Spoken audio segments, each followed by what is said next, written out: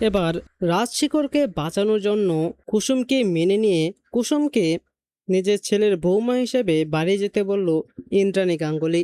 হ্যাঁ সুপ্রিয় দর্শক, কুসুম ধারাবাহিকের ধামাকাদার নতুন প্রমোতে তো আমরা এরকমটাই দেখতে পারবো।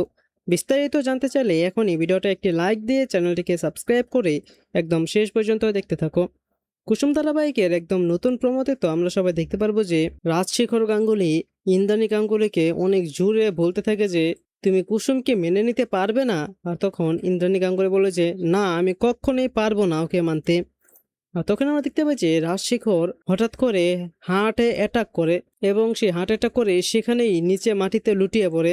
আর তখনই কুসুমের বাড়িতে পুরো গাঙ্গুলি বাড়ির যে ছবিটা ছিল সেই ছবিটা হঠাৎ করে নিচে পড়ে সেই ছবিটার কাজটি ভেঙে যায়।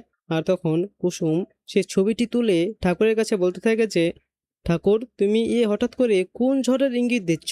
আর অন্যদিকে আমরা দেখতে পাই যে রাজশেখর গাঙ্গুলিকে তো হসপিটালে ভর্তি করা হয় এবং সেখানে ইন্দ্রাণী গাঙ্গুলি, ঈশান, অনুশ্রী সবাই চলে আসে।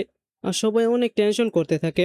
আর তখন ডক্টর ইন্দ্রাণী গাঙ্গুলিকে বলতে থাকে যে এখন ওনাকে বাঁচানোর শুধুমাত্র একটাই উপায়, সেটা হলো অপারেশন। আর তখন ঈশান বলে জলদি অপারেশন করুন। কিন্তু তখন ইন্দ্রাণী গাঙ্গুলি বলে যে আয়ুষ আর কুসুম তোমার বাবার কাছে না আসা পর্যন্ত ও অপারেশন করাবে না, আমাকে বলে দিয়েছে। আর তারপর আমরা দেখবো যে এবার ইন্দ্রাণী গাঙ্গুলি আর কোনো রাস্তা না পেয়ে সে শেষ পর্যন্ত চলে আসে কুসুমের বাড়িতে এবং তারপর কুসুমকে বলতে থাকে যে আমি তোমার কাছে আঁচল পেতেছি, তুমি আমার শীতের সিঁদুর ফিরিয়ে দেও কুসুম। এবং কান্না করতে করতে সেই কথাগুলো বলতে থাকে। আর তখন কুসুম তো অনেক বেশি অবাক হয়ে যায়। আর তারপর ইন্দ্রাণী গাঙ্গুলি বলে যে আমি তোমাকে এবং আয়ুষ্মানকে আজ থেকে মেনে নিলাম। তুমি আমার ছেলে আয়ুষ্মানের বউ এবং গাঙ্গুলি বাড়ির বড় বৌমা।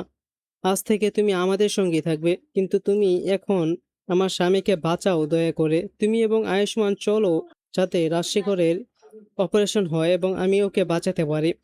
আর তারপর আমরা দেখতে পারবো যে আয়ুষ আর কুসুম দুজনেই চলে যায় তার বাবার কাছে এবং তারপর তার বাবার অপারেশন শুরু হয় এবং অপারেশন শেষে তার বাবা সম্পূর্ণ সুস্থ হয়ে যায় এবং এভাবেই পুরো ফ্যামিলি এবার একসাথে থাকা শুরু করে। তো সুপ্রিয় দর্শক, কি মনে হয় আপনাদের, শেষ পর্যন্ত কি এবার কুসুম এবং আয়ুষ অবশেষে শান্তিতে সংসার করতে পারবে এবং ইন্দ্রাণী গাঙ্গুলিকে সত্যিই মন থেকে তাদেরকে মেনে নেবে?